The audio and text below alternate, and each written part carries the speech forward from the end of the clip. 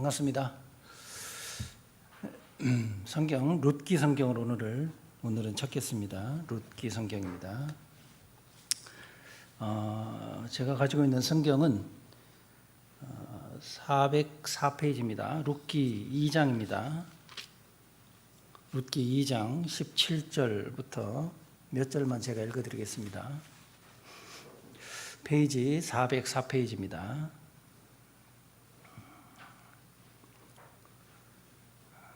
제가 읽겠습니다.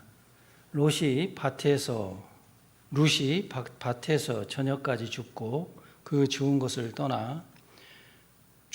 떠니 보리가 한 에바쯤 되는지라. 그것을 가지고 성읍에 들어가서 시므에게 그 주운 것을 보이고 그 배불리 먹고 남긴 것을 내어 시므에게 드리매 시므가 그에게 이르되 오늘 어디서 주웠느냐 어디서 일을 하였느냐 너를 돌아본 자에게 복이 있기를 원하노라. 룻이 누구에게서 일한 것을 시므에게 알게 하여 가로되 오늘 일하게 한 사람의 이름은 보아스니이다. 나오미가 자부에게 이르되 여호와의 복이 그에게 있기를 원하노라. 그가 생존한 자와 사망한 자에게 은혜 베풀기를 그치지 아니하도다. 나오미가 또 그에게 이르되 그 사람은 우리의 근족이니 우리 기업을 물을 자 중 하나이니라. 여기까지 읽었습니다. 요즘 눈도 안 좋고 눈도 계속 더 안 좋아지네요. 눈도 안 좋고 글씨도 잘 안 보이고 또 좀 전까지만 해도 그래도 오면서 좀 목 관리를 좀 해본다고 하고 왔는데 여기 딱 올라오니까 목이 딱 쉬어버리네요. 참 희한하죠. 아마 말씀을 하지 말라고 하시는 것 같기도 하고 하나님이 그러시진 않겠지만 사단 마귀가 아마 그러는 것 같다 이렇게 생각이 좀 되어집니다. 어쨌거나 목소리가 조금 이렇게 갈라지고 하더라도 이해를 좀 해주시고 하면 감사하겠습니다. 오늘은 주권에 순종하는 자가 되자 이런 제목으로 좀 말씀을 드려볼까 합니다. 함께 나눌까 합니다. 주권에 뭐 하는 자죠? 순종하는 자. 이게 제가 뒤에다가 되라 이렇게 안 붙이고 되자 이렇게 청유형으로 바꿨습니다. 해도 되고 안 해도 됩니다. 성경에 보면 우리 삶도 그렇지만 하나님은 항상 이렇게 나누는 그런 일들을 하시잖아요. 그래서 나누셔서 하나님을 이렇게 선택하게 하십니다. 해도 되고 안 해도 됩니다. 감히 말씀을 드리겠습니다. 순종해도 되고 순종 안 해도 됩니다. 그것은 여러분의 선택입니다. 그런데 이제 순종했을 때의 삶에 대해서 또 아니면 순종했을 때 주님께서 갚으실 것에 대해서 말씀을 하고 있는 것입니다. 여러분 혹시 게토바라는 말씀을 들어보셨는지 모르겠습니다. 들어봤습니까? 게토바? 못 들어본 게 당연한 겁니다. 제가 질문을 드린 게 좀 죄송합니다. 히브리어인데요. 게토바 그러면 혼인서약서 이렇게 얘기합니다. 그러니까 우리나라 말로 혼인서약서를 게토바 이렇게 얘기를 합니다.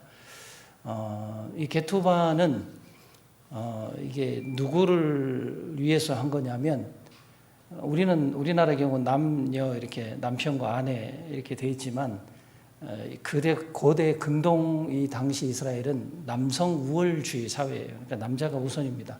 여자는 이름도 올리지 않습니다. 그 정도의 사회였을 때 여자를 보호하는 그런 제도가 바로 게토바라고 하는 혼인서약서인데 신부를 위한 거예요. 그러니까 다른 말로 얘기하면 신부를 보호하기 위한 서약서가 게토바라고 합니다. 그건 이제 혼인서약서인데 이 게토바를 잘 알아야 되는 이유가 뭐냐면 우리 신랑이 누구예요? 우리 신랑이 누굽니까?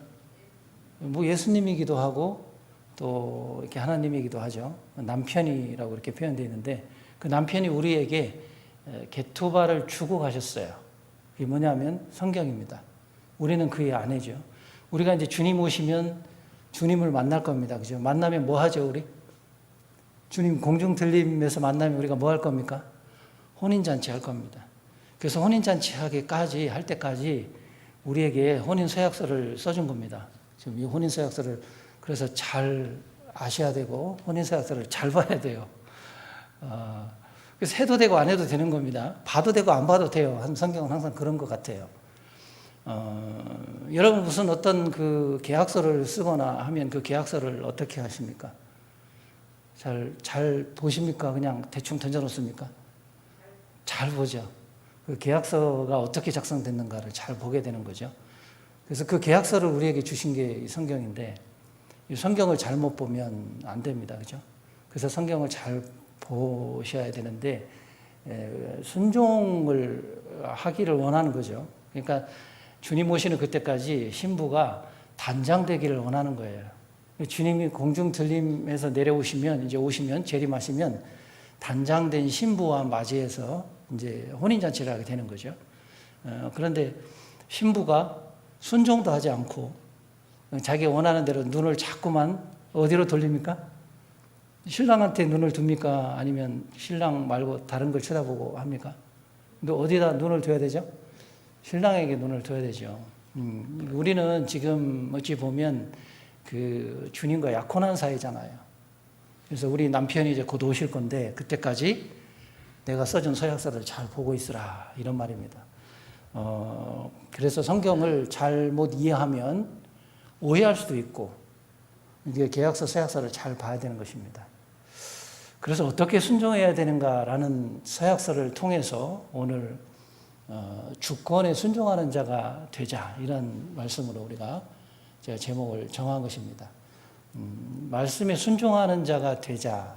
다른 말로 표현하면 서약서를 잘 보자 이런 의미입니다. 혼인 서약서를 잘 보자는 겁니다. 잘못 보면 자기 마음대로 살 수도 있어요.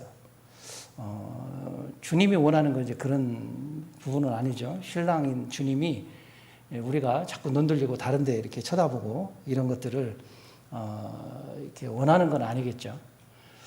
그런데 그렇게 해도 돼요. 그건 본인의 선택입니다. 근데 이제 이 서약서 안에는 네가 잘 단장하고 있을 때 내가 오면 어떻게 해주겠다라는 그런 약속의 말씀이 바로 우리에게 주신 성경이죠. 그게 언약의 말씀이고 우리에게 주신 소망입니다. 이 언약의 말씀과 소망을 잃어버리면 신부로서의 역할은 끝납니다. 그건 신부로서의 자격이 없어요. 우리는 분명히 구원을 통해서 이제 신부가 됐는데 그럼 결혼을 못 하느냐? 우리 공중 들림 받을 때 이제 주님을 다 만났으니 혼인잔치를 하죠.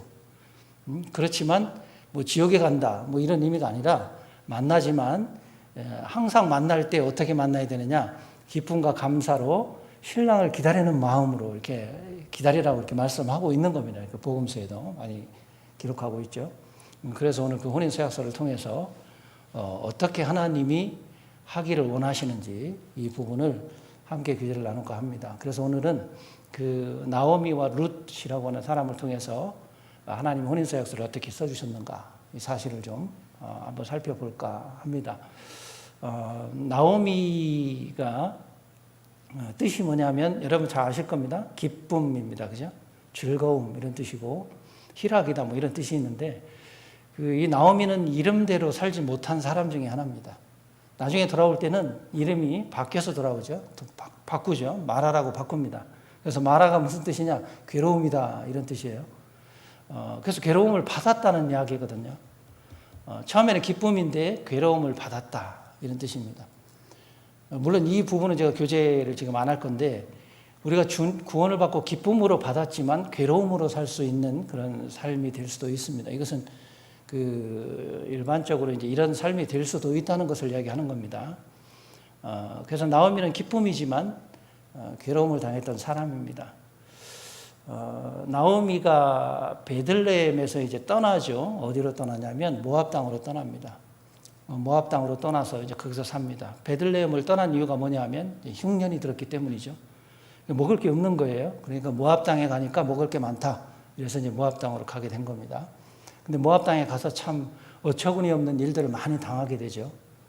거기서 자기 남편 엘리멜렉을 잃어버리고 죽고 그리고 두 아들 기련과 말론도 죽어버립니다. 그래서 나오미와 오르바와 룻이라고 하는 시어머니와 두 며느리만 남게 된 내용들이 여기 성경에 이제 기록이 되어 있는 것들입니다. 그럼 여러분 어떻습니까? 이 내용들이 나오미가 잘못된 삶을 살았기 때문에 그럴까요? 혹시 나오미가 잘못된 삶을 살았기 때문에 남편도 죽고 아들도 다 죽었다.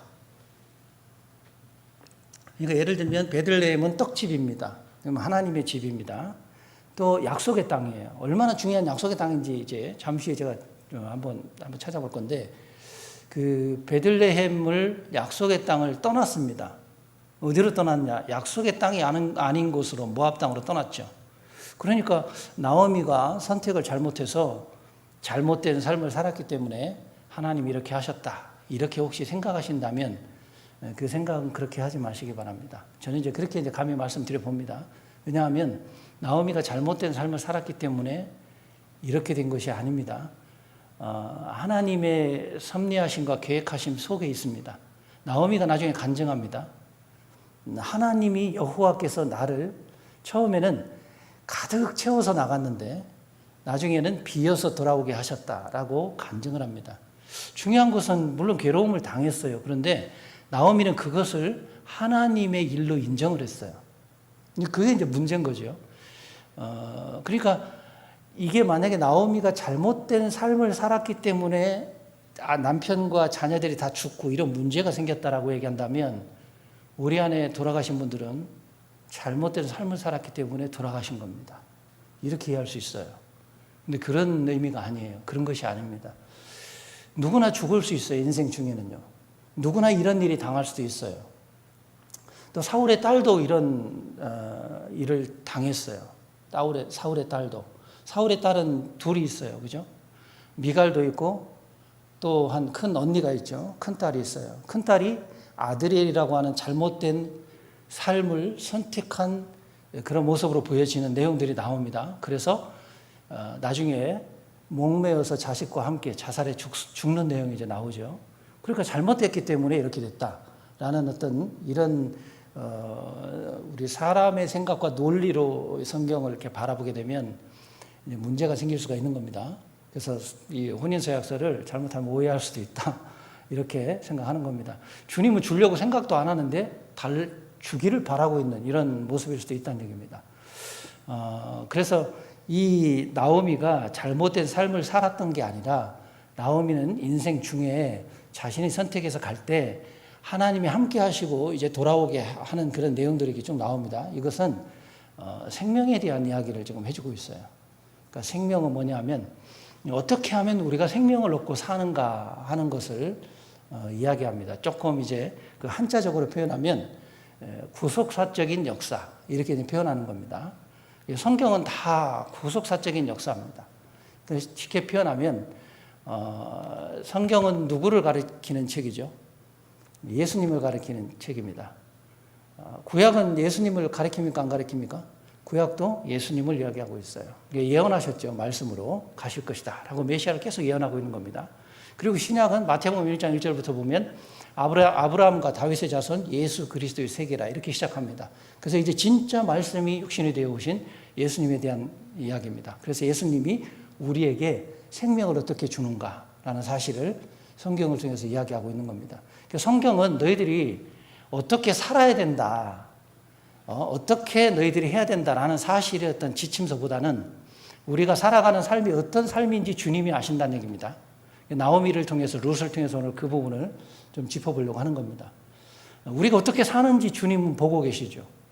여러분, 주님이 여러분과 각자 여러분에게 지금 함께 하실까요? 안 하실까요? 자신이 없어요. 함께 할까요? 함께 안 하신다면 여러분 생각해 봐야 되죠. 구원이 아닐 수도 있어요. 함께 하신단 말이에요. 그럼 함께 하시는 주님이 여러분의 삶을 아셔요? 모르셔요? 알 거 아니에요. 근데 하나님의 계획 속에 있다는 이야기입니다. 하나님이 인도하신다는 거예요. 그래서 우리 삶 속에서 제일 중요한 게 한 가지가 있어요. 나오미를 통해서 보면 어떤 모습이냐면 나오미는 이런 어떤 괴로움의 삶을 통해서 한 가지 확실하게 깨달은 게 하나 있어요. 그게 뭐냐면 내 마음대로 사는 게 아니로구나 라는 사실을 알았던 거예요. 내 마음대로 사는 게 아니에요. 여러분이 지금 이렇게 주관자처럼 살아갈 수 있지만 여러분이 사는 게 아니라는 거예요. 그러니까 작은 일들을 내가 주관할 수 있지만 큰 일들은 주관할 수 없어요. 조금 이렇게 우리가 나에게 좀 이렇게 퍼센트를 조금, 주관하는 퍼센트를 조금 더 준다면 내가 주관하는 것들은 작은 일들이에요. 근데 큰 일들에 대해서는 주관할 수 없어요. 죽음을 내가 어떻게 주관해요? 이런 일들을 주관할 수 없는 거예요. 생사, 화복, 모든 것은 다 주님에게 달려있다는 거잖아요. 근데 그런 걸 제가, 우리 인생들이 주관할 수 없어요. 그래서 나오미는 가장 크게 깨달은 것이 뭐냐면, 인생은 내가 내 마음대로 사는 그런 인생이 아니구나 라는 사실을 이제 알게 됐어요. 이게 굉장히 중요하거든요. 저만 중요한지 모르겠습니다만, 이 말은 바꿔서 얘기하면, 저와 여러분들이 공통적으로 살아가는 삶의 주권자가 누구인가를 아는 것이 굉장히 중요하다는 얘기예요. 내가 사는 게 나의 삶의 주권자가 누구인지 모르는 삶은요, 이거 있을 수가 없어요, 그리스도인이. 그렇잖아요, 그죠? 그건 하나님을 거부하거나, 아니면 하나님 잠깐 나가겠어요, 내 마음대로 살게요 라고 하든가, 이런 겁니다. 아니면 주님이 내 안에 오셨는데도 불구하고 내 안에 주님의 음성을 듣지 못하는 그런 삶을 사는 거죠. 그런 삶은 그리스도인으로서 사실은 가장 비참한 겁니다. 우리는 세상 사람과 뭔가 다르잖아요. 그런데 세상 사람과 동일하게 똑같이 살아가는 그리스도인이라면 사실은 가장 비참한 삶을 사는 거죠. 항상 세상 사람과 살아가는 것이 다르지 않아요. 똑같아요. 그렇죠? 우리 입만 열지 않으면 똑같아요. 내가 그리스도인이라는 사실을 이렇게 선포하거나 입을 열지 않으면 똑같단 말이에요.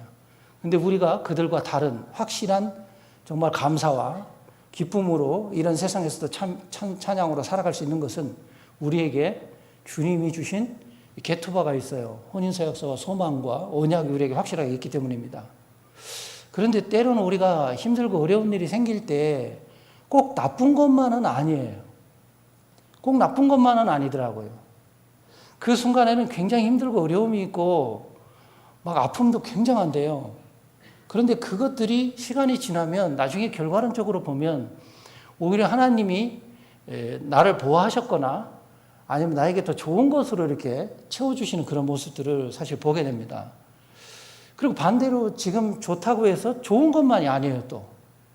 그게 오히려 안 좋은 그런 상황이 될 수도 있는 겁니다. 이게 다 뭐냐면, 모든 주권이 주님에게 있다는 거죠. 이걸 깨닫는 건 굉장히 중요한 사실입니다. 왜냐하면, 주님이 오신 이유 자체가 뭐냐면, 우리를 이렇게 착한 사람 만들어내는 게 아니에요. 무슨 어디에서 공장에서 뭐 이렇게 훈련시켜서 찍어내는 것처럼 뭐 이런 것들이 아니에요. 주님은 우리가 착한 사람 만들어 주고 또 착한 사람 되기를 원하는 게 아닙니다. 그럼 꼭 오해합니다. 그럼 악한 사람 되란 말이냐 이렇게 오해합니다. 그런 뜻이 아니에요. 아닌 거 알면서 꼭 그러신 분들은 그거를 이렇게 또 이렇게 문제를 얘기하시는 분도 계십니다. 근데 그런 뜻이 아니에요. 주님은 착한 사람 만드는 게 아니에요. 여러분 착한 사람이에요? 안 착한 사람이에요? 이렇게 물어보면 여러분 뭐라고 대답하실 거예요? 한번 들어볼까요, 오늘? 여러분 착한 사람이에요? 안 착한 사람이에요? 착한 사람이에요? 저 자매님 안 착한 사람이래요. 왜 안 착한 사람이에요? 이게 자신의 어떤 모습이죠. 우리가 해보려고 애를 쓰는데 내 안에 또 다른 뭔가 존재가 있어요.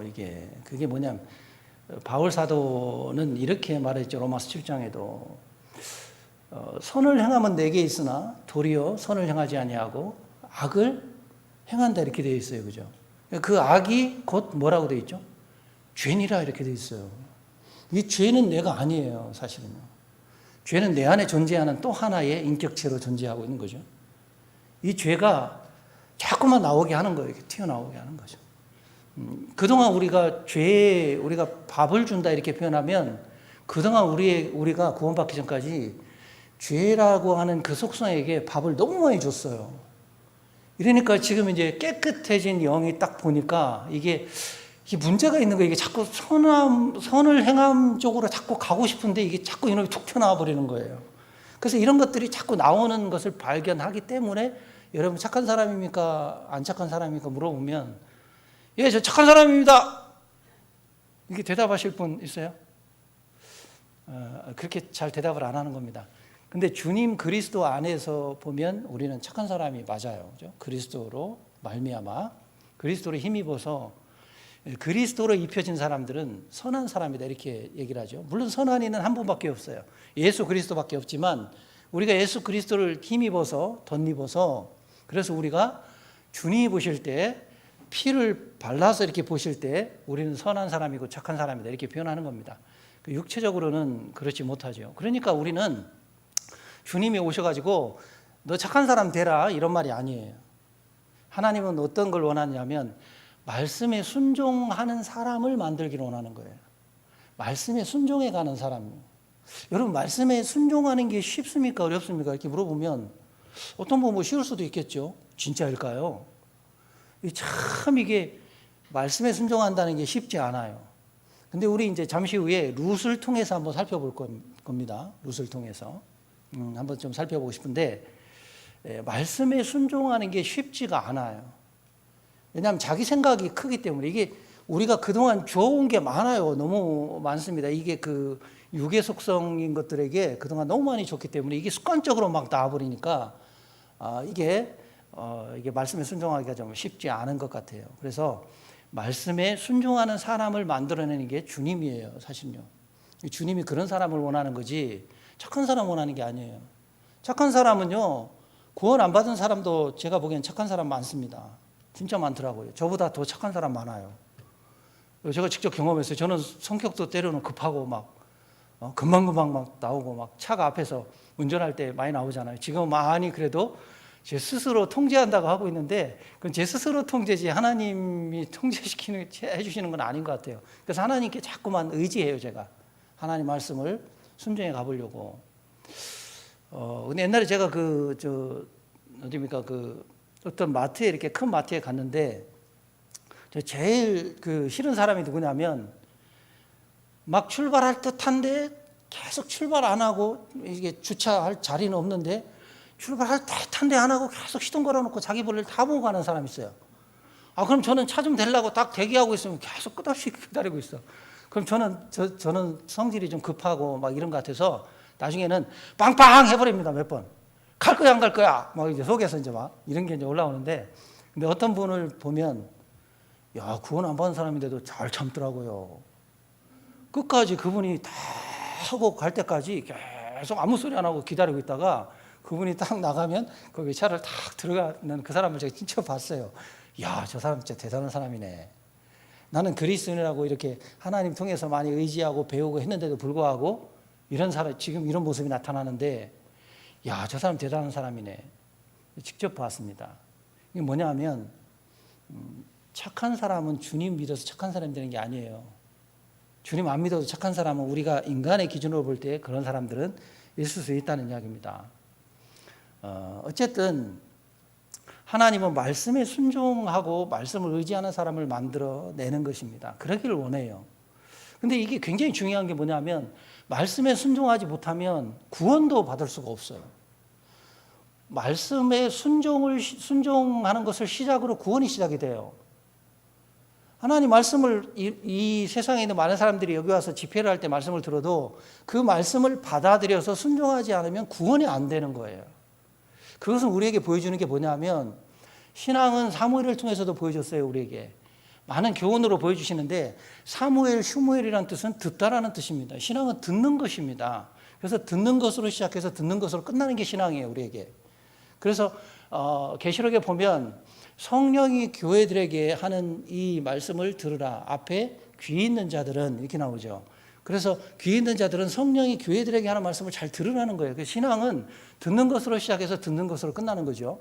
그래서 사무엘은 뜻이 슈무엘이라는 뜻으로 듣다, 히브리어로 이렇게 돼 있어요. 그래서 듣는 것으로 시작하는 거죠. 이건 뭐냐면 말씀을 잘 듣는 것으로 끝나는 거예요. 신앙은 말하는 게 아니에요. 듣는 겁니다. 이 말을 많이 해버리면 이게 문제가 많아집니다. 이 여수 생명교회도 성도님들이 많습니다.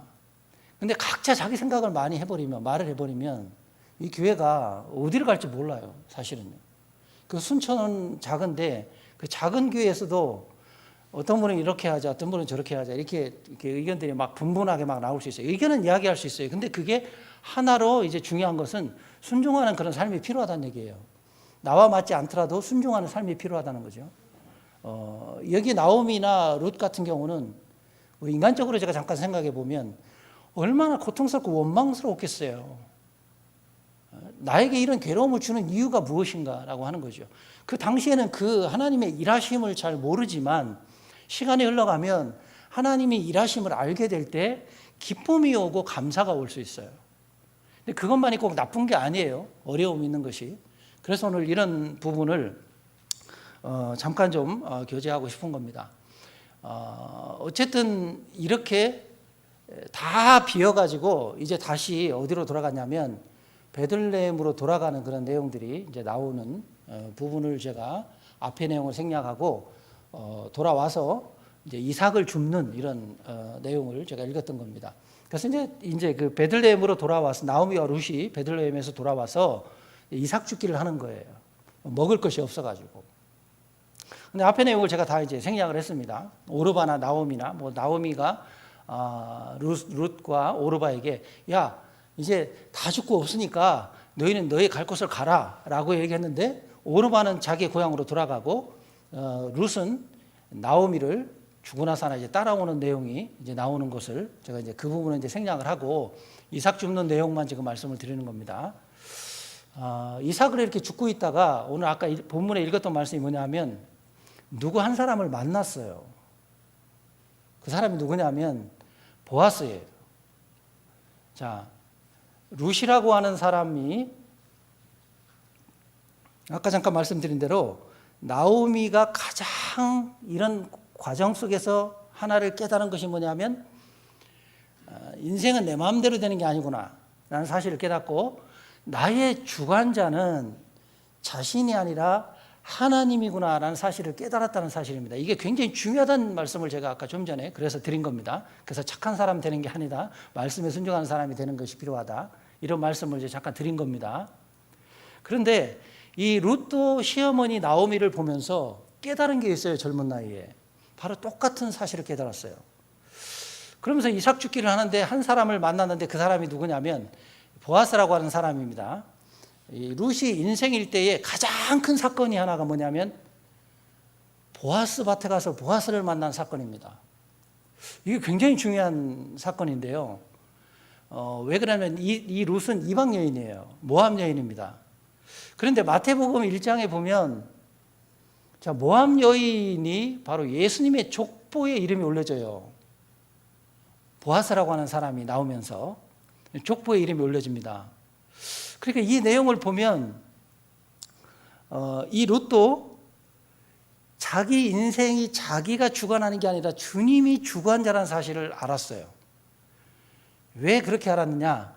보아스를 만나고 난 이후에 삶이 변화돼 갑니다. 이 룻이라고 하는 여인이. 자,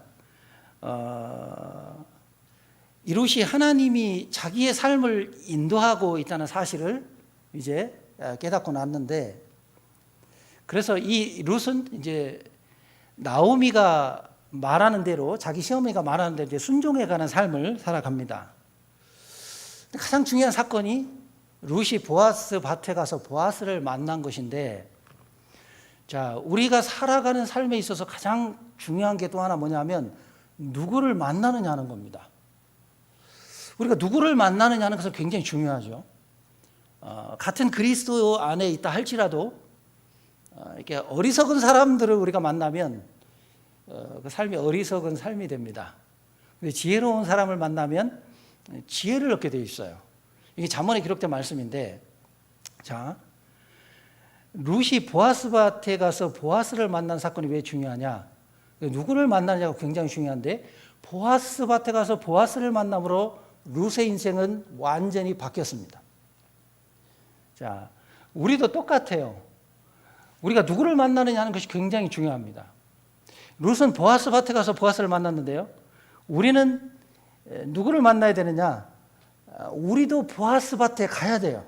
그 보아스 밭이 어디냐면 바로 예수님의 밭이에요. 그 예수님의 밭이 어디냐면 바로 교회예요.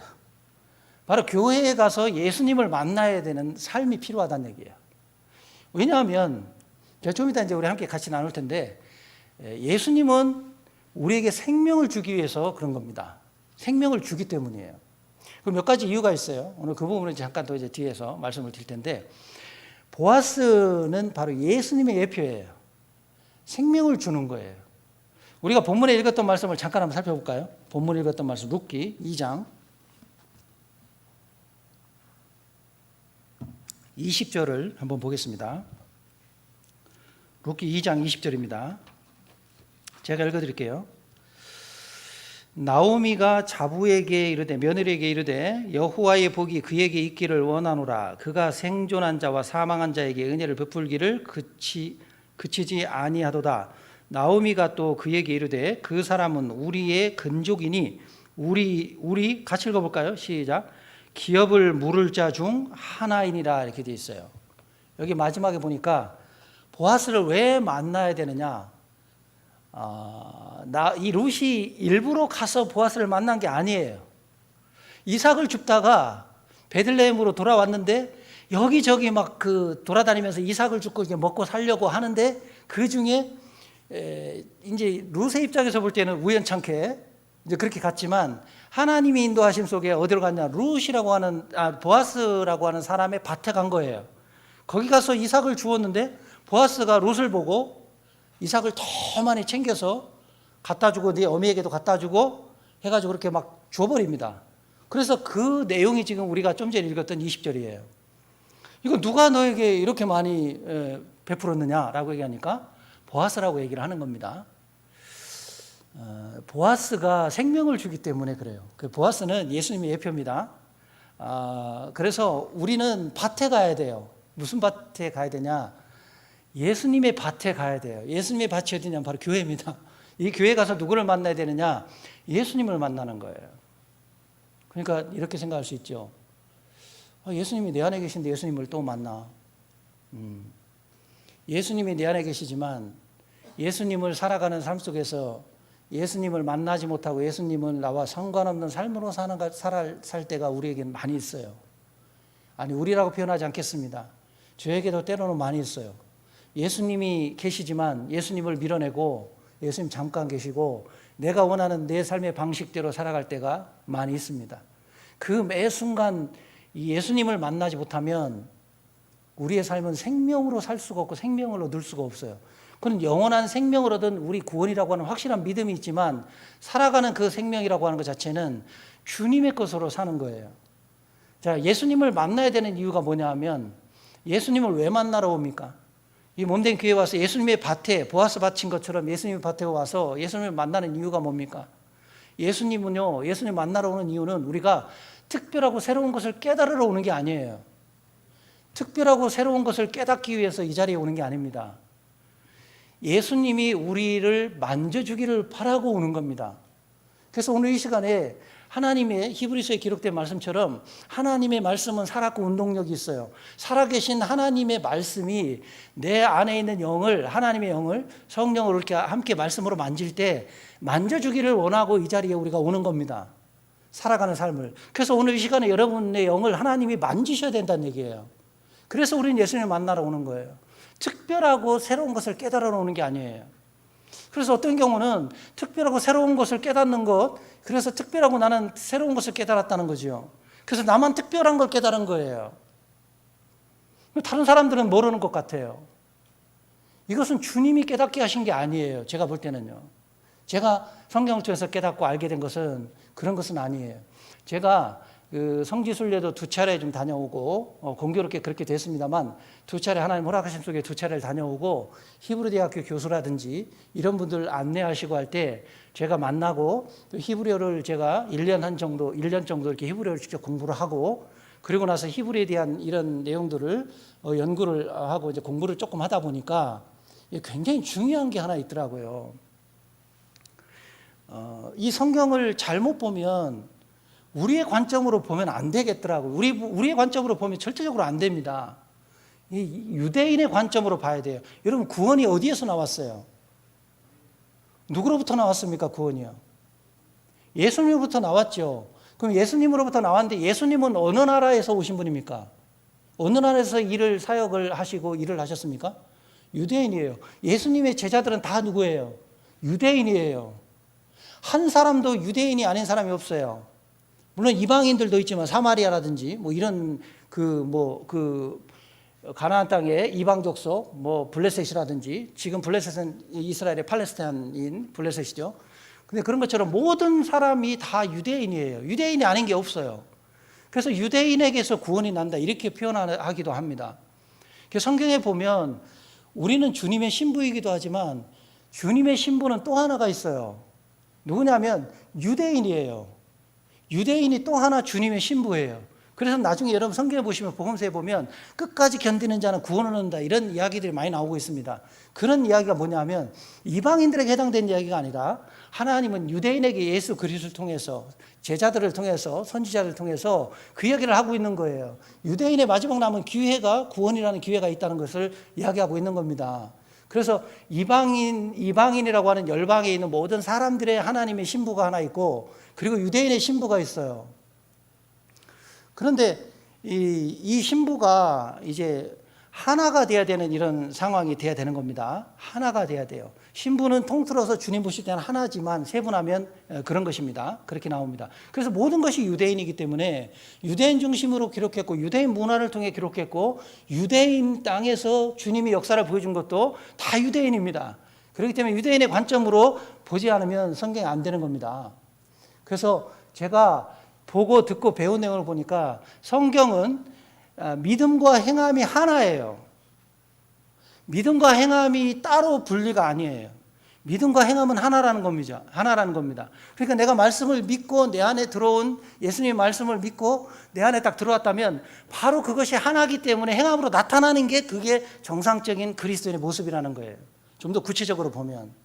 근데 어떤 사람은 믿고 이야기를 들어보면, 교제하는 내용이나 이런 걸 들어보면 말은 청산유수예요. 그런 청산유수도 없어요. 그런데 정말 주님의 일을 감당하고 해야 할 때는 그 자리에는 그 사람은 없어요. 그러니까 한쪽으로 치우쳐 있는 거죠. 또 어떤 분은 믿음과 말씀을 제껴놓고 무조건 행함만 하는 거예요. 그래서 헌신하고 막 희생하고 막 몸을 던져버리고 막 하는 겁니다. 그런다 할지라도 믿음이 없고 사랑이 없으면 그거 다 울리는 꽹과리예요. 필요 없는 거예요. 제가 감히 이렇게 말씀드립니다. 고린도전서 13장에 그렇게 말씀하고 있잖아요. 사랑이라는 그 말씀으로. 사랑이라는 것은 예수 그리스도의 사랑인 거예요. 예수 그리스도의 사랑인 터 위에 우리가 행하고 봉사하고 움직이고 희생하고 드리는 것입니다. 자기 중심으로 살아가는 게 아니에요. 그러니까 이게 하나인데, 여러분 보세요. 사단 마귀의 계략이 뭐냐 하면, 옛날에 초대교회나 이런 교회를 보면 사단 마귀가 그리스도인들을 핍박을 했어요. 막 공격을 했단 말이에요. 고통을 주고 고난을 줬어요. 그래서 막 카타콤의 순교자도 막 나오고요. 옛날 로마 시대 콘스탄티누스 대제가 나오고 관용의 칙령을 발표하고 이런 복잡하잖아요, 이런 게. 그래서 그리스도인을 다시 지하에서 끌어내고 막 다시 핍박하고 막 이런 내용이 나오잖아요.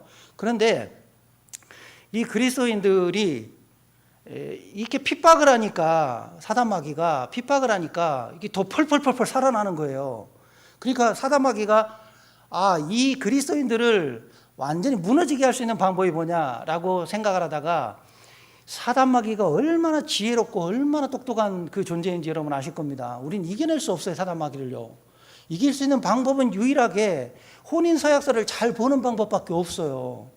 여기에 순종하고 사는 삶이 사단 마귀의 그 아주 교묘하고 오묘한 그 계략에서 이길 수 있는 힘이 여기서 나온단 말이에요.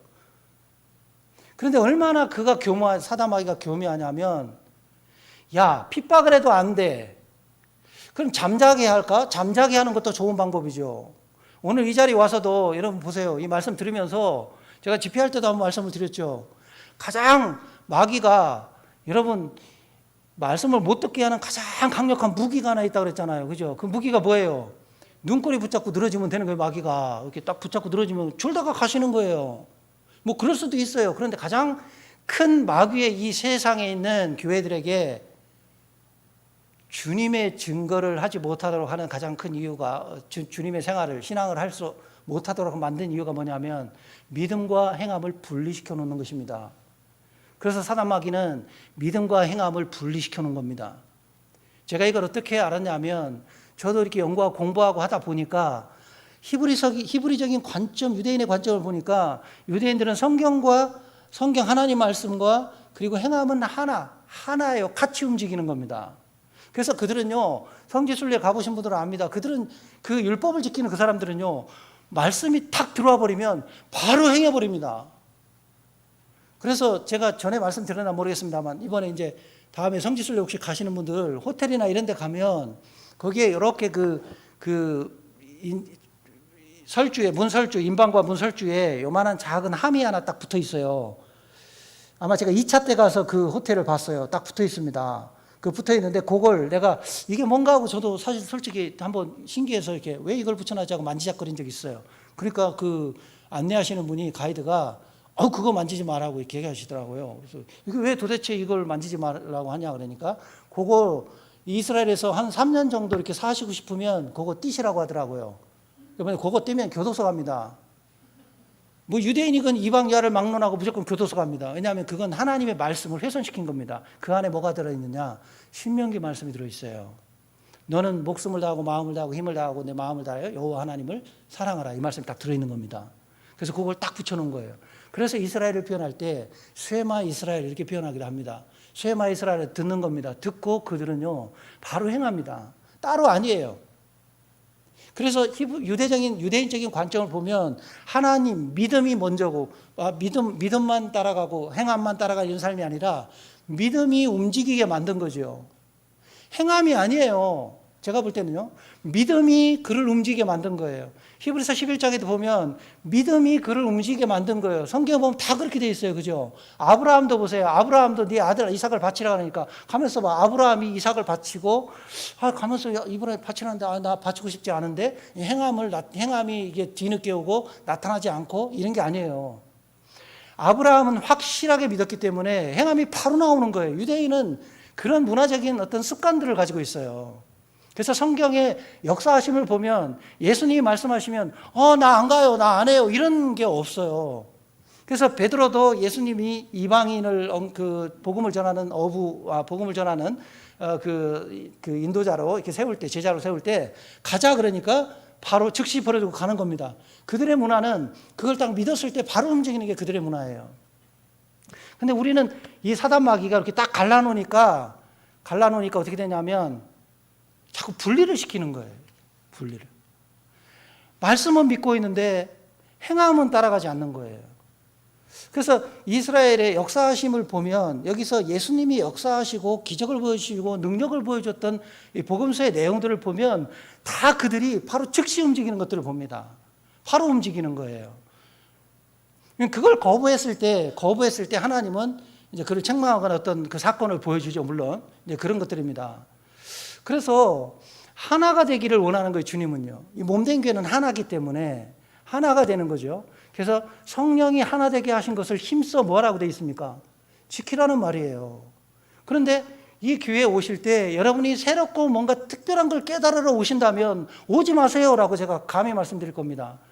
순천교회에서는 제가 감히 말씀드려요. 여기는 조금 이제 저희 교회는 아니기 때문에 제가 조심스럽습니다만 그렇다고 해서 제가 우리 교회 성도님들을 함부로 뭐 말씀을 드리고 이런 건 아니에요. 그렇지만 그런 마음이라면 오실 필요 없어요. 혼자 가갖고 집에서 성경 보시면서 새롭게 깨달으세요. 깨달으시면 된다 그 말이에요. 그러니까 성경은 말씀드린 게 뭐냐면 하나님은 예수님을 통해서 우리에게 하나를 만드시고 하나로 모아주시지 몸된 교회를 하나지 자꾸 분리를 시키는 것은 이거는 하나님이 주신 건 아니란 말이에요. 내가 뭔가 깨닫고 특별한 걸 깨달았으면 자꾸 분리를 시키면 이거는 하나님이 주신 것이 아니라는 거예요. 이거는 사단마귀의 계략이라는 거예요. 특별하지 않습니다. 제가 지금 여러분에게 특별한 말씀을 드리고 있습니까? 특별한 말씀 아니에요. 동일한 하나님의 말씀으로 우리가 함께 교제를 제가 나누고 말씀을 드리고 있는 겁니다. 그래서 교회 오면 만져주시면 바라고 오는 거예요.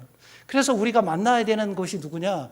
예수님을 만나야 되는데 어디 가면 예수님을 가장 잘 그래도 금방금방 느끼고 이렇게 만날 수 있느냐면 이 보아스에 바친 교회에 바친 예수님의 밭이 바로 교회예요.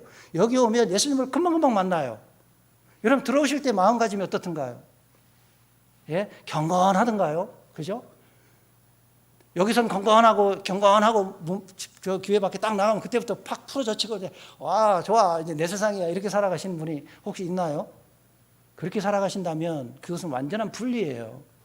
그거는 신앙이라고 할 수 없는 거 여러분이 다 잘 아시잖아요. 그래서 우리는 마가복음 10장도 한번 잠깐 찾아볼게요. 마가복음 10장. 생각난 김에. 거기를 안 잡으셔도 됩니다. 뒤로 쭉 넘기시면 마가복음 10장입니다. 마가복음 10장 13절을 함께 한번 읽어보겠습니다. 마가복음 10장 13절입니다. 시작. 사람들이 예수의 만져주심을 바라고 어린아이들을 데리고 오매 제자들이 꾸짖거늘. 만져주심을 바라고 이렇게 딱 왔는데 제자들이 꾸짖는 거예요. 야, 애들은 가! 필요 없어! 라고 얘기하니까 예수님이 유명한 말씀 하시잖아요. 천국은 저런 어린아이와 같은 것이 천국이다. 소위 말하는 사람들은. 그런 거잖아요. 그래서 예수님을 만나야만 예수님이 제가 순천에서 잘 안 씁니다만 역사하심 이런 말을 자꾸 쓰니까 역사하신다 그러니까 무슨 히스토리 역사 그래갖고 무슨 우리 국사 뭐 세계사 이런 걸 자꾸 생각하시는 분이 한 분 계셨어요. 구원받은 지 얼마 안 되신 분이. 그래서 맨날 얘기를 듣는데 역사하심 하나님 인도하신 거 역사하심을 원합니다. 그러니까 나중에 참 그래도 용기 내서 저에게 한번 질문하시더라고요. 목사님 역사가 뭐예요? 그러니까 역사하심이라는 게 그게 뭡니까? 그래서 제가 딱 풀어서 말씀드릴게요. 해서 일하심, 주님이 일하심입니다. 이렇게 말씀을 드리니까 그렇구나. 여러분 중요한 게 또 뭐냐면 이게 분리가 아니라고 말씀을 드렸는데 말씀이라는 의미 자체가 제가 이게 뭐 써드리면 좋겠지만 칠판에 없으니까 말씀이라는 것 자체가 뭐냐면 우리나라 말로 우리나라 발음으로 그대로 표현하면 따발이라 따발 이제 따발총 쏴라 이렇게 따발 아마 기억할 겁니다. 따발 이게 말씀이에요 뜻이. 근데 참 정말 놀랍게도 이 말씀이라는 의미 안에는요 하나님의 말씀이 들어있지만 그 말씀 안에 일이라는 뜻이 들어있어요. 하나님의 말씀을 믿으면 일이 있다 이런 뜻이에요. 하나님의 말씀을 믿지 못하면 일이 없어요. 볼 일이 없어요. 하나님 역사하심, 일하심이 없어요. 하나님의 말씀이 없으면. 그러니까 하나님의 말씀이 내 안에서 믿지 못하면 내가 그 말씀을 믿지 못하면 하나님이 일하심이 없어요. 그러니까 역사하심이 없는 거예요.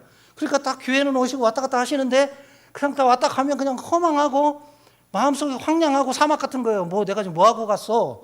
아무런 느낌이 없고 막 이런 걸로 이렇게 살아간 삶은요. 하나님의 일하심이 없기 때문에 그래요. 그 얘기는 이렇게 반증할 수 있어요. 하나님 말씀을 믿지 않는다는 얘기예요. 하나님 말씀을 믿어야만 역사가 있는 거예요. 예수님 만나면 일이 나타납니다. 역사가 나타나요. 여러분 유명한 말씀을 제가 하나 더 드릴게요. 정말 유명한 말씀인데요. 여러분 여기에 기록되어 있기 때문에 유명한 말씀이라고 말씀드린 겁니다. 요한복음 2장을 한번 보겠습니다. 요한복음 2장. 요한복음 2장을 봅니다. 찾았으니까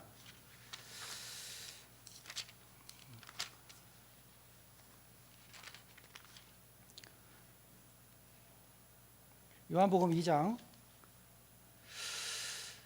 자 7절 6절부터 보겠습니다. 거기 유대인의 결례를 따라 두세 통 드는 돌 항아리 6이 놓였는지라 예수께서 저희에게 이르시되 항아리에 물을 채우라 하신즉 아구까지 채우니 이제는 떠서 연회장에 갖다 주라 하심에 갖다 주었더니 연회장은 물로 된 포도주를 맛보고 어디서 났는지 알지 못하되 같이 읽어보겠습니다. 시작. 물떠온 하인들은 알더라 연회장이 신랑을 불러. 자 여기까지 말씀드렸습니다. 앞의 내용을 시간 관계상 제가 생략을 했습니다. 자, 여기에 역사하심과 일하심을, 여기에 일하심을 한번 보세요. 물이 포도주로 바뀌었어요. 여러분, 물이 포도주로 바뀌는 게 가능합니까? 물이 포도주로 바뀐 게 가능합니까? 감사합니다. 이게 갈등하시는가 보다, 그죠? 아니요. 우리 육신의 생각으로 하면 아니죠. 근데 이것은 믿음으로 보지 못하면 하나님의 말씀을 우리가 내 안에 들어왔을 때 믿음으로 보지 못하면 이것은 도저히 믿을 수 없는 사건입니다. 그렇죠? 믿음으로 봐야 되는 겁니다. 믿음으로 보고 여러분이 예 맞아요 물이 포도주로 바뀝니다 라고 지금 말씀하신다면 여러분은 그 말씀을 믿고 있는 거예요. 그래서 그렇게 내 속에 들어온 겁니다. 이거 변화가 없는 겁니다. 변함이 없는 거예요. 근데 옛날에 순천에 제가 있을 때 처음에 순천 생명교회 있을 때 순천에 어떤 분은 나는 다른 거 믿는데 물이 포도주가 됐다는 거 나 못 믿어. 이런 분이 계셨어요. 어떻게 그게 과학적으로도 변할 수 없는 것이 어떻게 그렇게 됐냐. 말도 안 돼. 믿을 수 없어. 이 사람 구원 아니에요. 이건 믿음으로 봐야만 보여지는 겁니다. 자, 보세요. 여러분, 예수님을 만났을 때 예수님이 어떻게 일하시는가. 지금 이 내용을 한번 보세요. 여러분, 이 사건은요, 자, 예수님이 엄청난 능력을 보여준 사건이잖아. 그죠? 맞습니까? 야, 예수님이 대단한 일을 하신 거예요. 그런데 여기에 숨어 있는 게 하나 있어요. 이게 뭐냐면 예수님은 말씀으로만 하세요. 말씀으로만 하신다고요. 왜냐하면 말씀 속에 아까 제가 의미가 말씀에는 살아계신 하나님의 말씀, 생명이라는 뜻도 있지만 거기에는 일이라는 뜻이 같이 들어있어요. 그러니까 하나님이 말씀으로 하시면 일이 되는 거예요. 근데 문제는 하나님 말씀으로 하시고 물 채워서 떠다 준 사람이 누구예요? 물 채워서 떠다 준 사람이 누굽니까? 하인이죠. 하인이 안 떠다 줬으면 역사하심이 없어요. 일하심이 없단 말이에요. 이 하인은 누구냐? 일꾼이 누구냐면 일꾼이 하나님이 일하심에 있어 필요한 재료라고 이야기하는 겁니다. 하나님은 일하실 때 재료가 필요해요. 재료가. 그럼 뭐냐? 여러분 한번 제가 다른 지역교회 가서 여쭤봅니다. 여러분 각자, 작게는 여러분 각자 개인에게 하나님이 일하신 거, 역사하신 거, 능력이 나타나기를 원하실까요? 안 원하실까요? 안 오네요? 저는 하지 마세요. 저한테는 일하지 마세요. 이런 분이 어디 계세요? 저를 통해서 일해 주세요. 하나님 이렇게 얘기하겠죠. 그러면 어떻게 해야 되냐? 재료가 필요하다는 얘기예요. 이것은 우리가 그냥 외형적으로 딱 볼 때는 야, 정말 예수님이 능력으로 보여준 큰 역사로구나 라고 말을 하지만 그 속을 자세히 들여다보면 물을 아무 이유 없이 불평 없이 물을 떠다준 그 하인들이 있어요. 근데 하인들이 뭐라고 얘기했냐? 성경에 보니까 하인들은 알더라 이렇게 돼 있어요. 근데 하객들은 알아요, 몰라요? 하객들은 몰라요. 야, 이게 어디서 또 온 거야 도대체? 뭔데 이렇게 좋은 포도주가 나오냐? 이렇게 말하는 겁니다. 그러니까 주님이 원하는 건 뭐냐면 오늘 제목이 뭐냐면 주권에 순종하는 사람이 되자 이런 뜻이에요. 이런 말이에요. 그럼 이 말씀에 순종하는 사람이 돼야 되는 거죠. 그러니까 이 주님이 찾는 것은 하객을 찾는 게 아니에요. 일꾼을 찾는 거예요. 일꾼이 필요한 거예요. 일꾼이요. 주님이 일하고 싶은데 주님 말씀으로만 해요. 성경을 한번 보세요. 주님 말씀으로만 해요. 오병이의 기적도 제가 다른 지역교회 가서 말씀드렸는데 오병이의 기적도 뭐라고 했냐면 제자들이 여기 이렇게 많은 무리를 어떻게 먹입니까? 라고 얘기하니까 차라리요 제자들이 가서 저 사람들 저 밑에 내려가서 다 먹고 그리고 다시 오게 하세요 라고 얘기하니까 예수님이 뭐라고 얘기했냐면 갈 것 없다. 너희가 먹을 걸 주라라고 얘기했어요. 근데 거기 모인 사람들 성경 내용을 보니까 가난하고 목자 없는 양 같은 사람이 모여있다고 마가복음에 나옵니다. 먹을 것이 없는 사람이에요. 그런데 그 중에 작은 어린아이 하나가 물고기 2마리와 딱 5개를 들고 있었던 거예요. 그런데 이걸 어떻게 아는지 아세요? 여러분 이렇게 얘기합니다. 제자들이요. 예수님, 우리가 먹을 게 없는데 뭘 우리가 먹을 걸 주라 하십니까? 라고 얘기하니까 나중에 예수님, 제자들이 이렇게 대답해요. 물고기 2마리와 떡 5개 있습니다. 라고 예수님께 얘기합니다. 그런데 그 얘기가 그냥 나온 게 아니에요. 제자들이 성경에 뭐라고 나오니까 저도 이번에 새롭게 딱 보니까 제자들이 알아보고 이렇게 돼 있습니다. 수천 명의 무리가 모여 있는데 그 어린아이가 어디에 있는지 알 것이며 뭘 갖고 있는지 어떻게 알아요? 제자들은 막 움직여서 알아봤단 말이에요. 알아보고 딱 와서 예수님께 2개 있다라고 얘기하는 겁니다. 예수님은 말씀으로만 하신다니까요. 말씀으로 딱 하시면 그것을 믿고 바로 믿음과 행함이 하나예요. 믿음과 행함이 하나로 믿고 딱 움직여서 나갈 때 주님은 일을 하시는 거예요. 가만히 있는데 일하는 게 아니에요. 여러분 나를 통해 일해 주시고 역사해 주세요. 가만히 계셔 보세요. 누가 일하고 누가 역사합니까? 주님을 믿는 믿음으로 앞으로 우리가 움직이고 나아가면 주님이 크게 역사하신 것 같아 보이지만 주님은 항상 재료가 필요해요. 재료를 통해서 일을 하셔요. 그 뭐냐? 딱 던져줍니다. 그리고 네가 내 말을 믿고 순종하느냐 이 말입니다. 이 몸된 교회에 있어도 많은 성도가 있지만 하객이 있고 일꾼이 있어요. 주님이 원하는 건 하객을 원하는 게 아니에요. 그냥 교회에 오셔서 들러보고 그냥 뭐 오늘 뭐 누가 왔는가 무슨 말씀 하는가 이런 들러보는 그런 하객을 원하는 게 아니에요. 주님은요, 일꾼을 원하는 거예요. 일꾼이라고 하니까 우리가 많이 습관적으로 듣다 보니까 일꾼은요 막 희생하고 막 자기 몸을 던지고 이런 일꾼이 아니고, 주님은 그런 일꾼도 별로 좋아하지 않아요. 어찌 보면 자기 마음대로 자기가 하고 싶은 대로 막 해버리는 거예요. 주님 원치도 않은데 때로는요. 자세히 우리가 살펴보면 그것이 나쁘다는 얘기가 아니라 귀하지만 주님이 원하는 뜻이 무엇인가를 확실하게 말씀을 분별해서 그걸 믿는 믿음 안에서 그 어떤 움직임들이 나타나는 것이 먼저라는 이야기입니다. 그래서 주님이 찾는 것은 그런 일꾼이 아니라 막 희생하고 정신 막 그냥 던져버리고 막 이런 것도 중요하겠지만 그런 것보다도 말씀에 순종해서 믿음으로 움직이는 사람들을 찾는 거예요. 그게 진짜 일꾼이에요, 주님의. 그래서 교회에 와서 예수님을 만나는 이유가, 예수님 보아스 밭에 가서 루시 보아스 밭에 가서 보아스를 만난 것이 일생일대의 가장 큰 사건이고 변화입니다. 왜냐하면 예수님의 족보에 들어가게 됩니다. 예수님의 족보의 능력의 일하심을 보게 되고 그런 능력을 보는 거예요. 우리 아까 20절 읽었습니다. 왜 우리가 그러면 예수님을 만나야 되냐 하는 겁니다. 이 교회에 와서. 가장 중요한 또 한 가지는 뭐냐면, 보아스가 누구냐면, 보아스는 기업을 물어줄 자예요. 기업 물을 자란 말이에요. 누구의 기업 물을 자냐? 엘리멜렉의 기업 물을 자예요. 이 제도가 뭐냐면, 이스라엘에 가보면 고엘 제도라는 게 있어요. 고엘 제도가 뭐냐면, 자기 친족이 땅을 다 팔아먹으면, 가난해서 먹을 것이 없어 땅을 딱 팔아먹으면 그 땅을 산 사람에게 친족이 쫓아가서 그 땅을 다시 사서 돌려주는 게 기업물은 고엘 제도라고 하는 겁니다. 이게 어디에만 있는 줄 아세요? 이 세상 세계 유일하게 이스라엘에만 있습니다. 그래서 이스라엘이 이 고엘 제도를 가지고 있는 이유가 또 하나 있어요.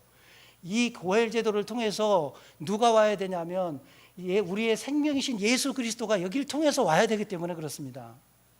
엘리멜렉이, 나오미의 남편 엘리멜렉이 땅을 다 팔아버리고 그리고 어디로 갔냐? 모압 땅으로 같이 갔잖아요. 그 땅이 없잖아요. 기업이 없는 거예요. 이 베들레헴이라는 땅은 누구의 땅이냐면, 가나안 땅을 정복하고 난 이후에 하나님께서 유대인들에게, 이스라엘 백성들, 이스라엘 사람들에게 분배를 해줬어요. 땅을 분배를. 여러분 아시죠? 땅을 분배해 줬는데 이 베들레헴과 예루살렘 이 땅은 누구의 땅이냐? 그 주변을 누구에게 줬냐면 유다 지파에게 줬어요. 그래서 이 땅은 유다 지파 땅이에요. 여러분 생각해 보세요. 만약에 유다 지파가, 12지파 중에 유다 지파가 내가 먹을 것이 없어요. 배가 고파요. 그래서 이 땅을 다 팔았다고 생각해 보세요. 이 땅을 함부로 팔면 안 되는 거예요.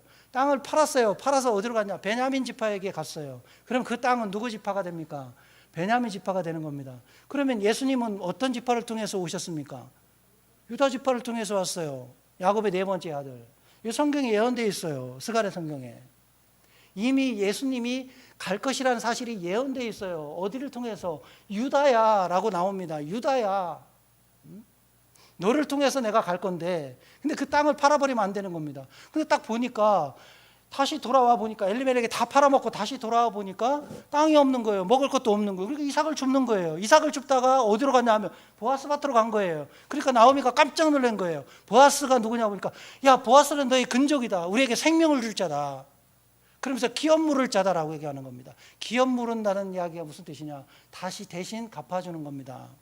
제 아들이 예를 들어서 먼 슈퍼마켓에서 돈이 없어서 먹을 걸 우리 집 옆이니까 맡겨놨어요. 그래서 내가 그 돈을 어떻게 해줘야 되죠? 내가 아들의 그 외상값을 어떻게 해줘야 돼요? 100만 원이 있어요. 그럼 100만 원을 아버지가 가갖고 내가 딱 물어주는 거예요. 100만 원을. 이게 기업 물어주는 거예요. 돈을 물어준단 말이에요. 우리 한국에도 물어준다는 말이 나오잖아요. 그래서 보아스 밭에 딱 갔는데 보아스가 기업 물을 짠 거예요. 그래서 보아스가 딱 보니까 자기 근족인 거예요.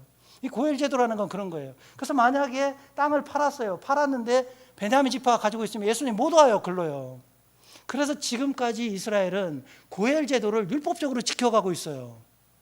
이 제도를. 이건 뭐냐면 하나님이 역사하신 거, 하나님 일하심이란 말이에요. 하나님이 유다를 통해서 가기를 확실한 예언 가운데 구약시대의 말씀으로 하셨던 것처럼 그걸 지키게 했어요. 그럼 그들은 지금도 그걸 지키는 거예요.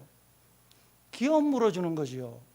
그래서 그 밭에 가는 거예요. 이게 일생일 때 큰 사건이라는 거죠. 룻에게 생명을 주는 거예요. 기업 물어주면. 그럼 우리는 왜 예수님을 만나야 되느냐? 이 보아스 밭에, 이 교회 예수님의 밭에 가서 만나야 되느냐? 예수님이 기업 물을 자, 우리의 기업을 물어줄 자이기 때문에 그래요. 예수는 우리에게 생명을 주는 분이에요. 항상요. 은혜를 주시고 세상에 살다가도 교회에 오면 기업을 물어주시는 분이에요. 예수님이요. 우리 땅을 갚아주는 거예요. 여러분 땅 있어요? 없어요? 여러분 땅 있습니까? 없습니까? 감사 땅이 없나 보네. 저도 땅이 없어요. 이 세상 땅은 없습니다. 그런데 무슨 땅이 있어요? 저는 가나안 땅이 있어요. 저 천국 땅이 있어요. 천국 땅이. 여러분 이걸 누가 물어주신 겁니까? 주님이 물어주신 거예요. 그래서 예수님을 자꾸 만나는 겁니다. 그래서 만나서 뭐 해야 되느냐? 이 보아스가 뭐 했나 보겠습니다. 잠깐 3장. 이제 시간이 거의 다 됐기 때문에 정리를 하려고 합니다. 3장입니다. 3장 1절부터 제가 읽겠습니다. 아까 본문입니다. 룻기 3장 1절부터 보겠습니다. 룻의 시모 나오미가 그에게 이르되 내 딸아 내가 너를 위하여 안식할 곳을 구하여 너로 복되게 하야 하지 않겠느냐. 내가 함께하던 시녀들을 둔 보아스는 우리의 친족이 아니냐. 그가 오늘 밤에 타작마당에서 보리를 까불리라. 그런즉 너는 목욕하고 기름을 바르고 의복을 입고 타작마당에 내려가서 그 사람이 먹고 마시기를 다 하기까지 그에게 보이지 말고 그가 누울 때에 너는 그 눕는 곳을 알았다가 들어가서 그 발치 이불을 들고 거기 누우라. 그가 너의 할 일을 내게 고하리라. 5절 6절을 함께 읽겠습니다. 시작. 룻이 시모에게 이르되 어머니의 말씀대로 내가 다 행하리이다 하니라. 그가 타작마당으로 내려가서 시모의 명대로 다 하니라. 여기까지만 읽겠습니다. 뒤에 이제 내용이 나옵니다만 여기까지만 읽겠습니다. 여기 보니까 너는 무조건 시모가 나오미가 룻에게 이렇게 얘기한 겁니다. 너는 발치에 목욕하고 그리고 깨끗하게 하고 발치에 몰래 숨어 있다가 나중에 이제 보아스가 돌아오면 잠자려고 하면 그 안에 들어가라 이 말입니다. 여러분 생각해 보세요. 이거 콩가루입니까? 생전 처음 보는 그 친족에게 가가지고 잠자란 이야기예요. 예? 근데 보아스는 룻에게서 오벳을 낳았습니다. 오벳의 혈통으로 나중에 다윗이 나옵니다. 이새가 나옵니다. 이새는 다윗을 낳고 그 복음서에 마태복음 1장에 보면 그 족보가 쭉 나옵니다. 그런 것처럼 여러분 생각해 보세요. 저 같으면 저는 남자니까 좀 덜 하겠는데 우리 자매님들 같으면 생각해 보세요. 내 시어머니가 저 발치에 들어가서 잠자라. 저 들어가라 그러면 여러분 어떻게 했어요? 들어가겠습니까 쉽게? 저 외간 남자한테 가서 잠을 자라고 하는 거야 도대체. 근데 룻은 시모의 말씀대로 그대로 행하리이다 내가. 그리고 그대로 행했더니 역사가 일어난 거예요. 룻이 보아스를 만나지 않았다면 역사는 있을 수가 없는 거죠. 일은 있을 수가 없어요. 그런데 이것이 하나님의 계획하심과 섭리하심 속에 있어요. 주님이 여러분 각자의 마음을 내 안에 주관자가 되시고 내 안에 인도자가 되시면 여러분이 여러분 마음대로 사는 인생이 아니에요. 여러분 지금 좋다고 좋고 막 좋기만 하고 이게 여러분 인생이 아니란 말이에요. 또 고통스럽고 힘들다고 해서 그것이 여러분의 인생이 아니란 말이에요. 주님이 주관하시는 일이에요. 주님이 주관하신다는 사실을 여러분들이 깨닫는 게 중요하다고 말씀드린 것처럼 보아스의 밭에 가서 이 몸된 교회인 예수님의 밭에 가서 예수님을 어떻게 만나야 되느냐, 룻처럼 만나야 되는 겁니다. 그냥 죽을 둥 살 둥 예수님 품 안으로 들어가는 겁니다. 예수님 품 안으로 들어가서 그 발치에 무조건 눕는 거예요. 그래야만 우리는 예수님을 내 안에 정말 일할 수 있는 예수님을 만나는 거예요. 그럼 좀 전에 뭐라고 기록됐냐면 그가 내게 할 일을 가르치리라 이렇게 나오잖아요. 보아스가 네가 행할 일을 알게 할 거라고 나옵니다. 여러분 이 보아스 밭이라고 하는 이 교회 밭에 가시면 예수님을 만나면 예수님이 우리가 어떤 일을 해야 되는지 할 일을 가르쳐 준단 말이에요. 조금 낙심되고 어려움이 있는 사람이 몸된 게 들어왔어요. 그럼 할 일을 가르쳐 주는 거예요. 낙심하지 마라. 내가 있다. 내가 너와 함께 아니라 영원히 너와 같이 갈 거다. 언약이 있다. 너 그 언약을 믿으라고 하나님 힘과 위로를 줄 거 아니에요. 할 일을 가르치는 거예요. 누가? 예수님이 우리 할 일을 가르치는 거예요. 그래서 보아스가 자기 친족인 이 나오미 가족을 땅을 다시 사가지고 다시 사서 다시 유다 땅으로, 유다 지파 땅으로 가지고 왔어요. 성경의 내용을 룻기에 보면 그렇게 나옵니다. 이 보아스가요, 자기가 가가지고 너 엘리멜렉이 팔았던 사람, 땅 팔았던 사람, 그 사람을 찾아갑니다. 가서 같이 만나요. 만나가지고 자기 그 보아스의 돈을 주고, 자기의 돈을 주고 그 땅을 사가지고 나오미와 룻에게 준 겁니다. 그러면 이스라엘은요, 유대인들은 서약으로 신발 하나를 벗어가지고 신발을 줍니다. 이게 약속의 표로. 이 계약 끝난 겁니다. 이런 거예요. 계약을 안 하려면요, 어떻게 하면 되는지 아세요? 계약 안 하려면 신발을 다 확 던져버린다는데, 저쪽으로. 내가 계약 안 한다는 뜻입니다. 예? 근데 그럴 수가 없어요. 그래? 그럼 돈을 주고 사니까 그 엘리멜렉한테 샀던 땅을요, 이 보아스가 가서 내놔. 그거 우리 근족 땅이야. 그러니까 가지고 와. 좀 줄래? 하고 얘기해서 계약을 성사해서 다시 찾아서 누굴 주냐? 룻에게 주는 겁니다. 이게 고엘 제도고 기업을 물어주는 겁니다. 그래서 보아스를 만난 이 사건은 바로 우리에게 예수님이 피값 주고 우리 땅을 사서 기업을 물어줘서 우리에게 생명이라는 걸 주신 거예요. 그러다 보니까 우리가 예수님 밭에 가서 예수님을 만나는 거예요. 예수님 만나면 예수님 항상 우리에게 생명을 주는 거예요. 뭐 특별하고 새롭고 나만 특별한 거 깨달았어, 이게 아니고요. 몸된 교회 안에 예수님을 가서 만나면 생명을 항상 흡족하게 먹는 거예요. 그게 생명입니다. 그러면 그 생명이 내 안에 들어오면 그게 믿음으로 와서 움직이는 삶에 사는 거지. 제가 지금까지 보면 특별하고 새롭고 깨달았다는 사람 치고요, 제대로 정말 행함으로 나타내 보여준 사람 별로 본 적 없어요. 뭔가 깨닫긴 깨달았어요. 저도 전에 그런 적이 있습니다. 정말입니다.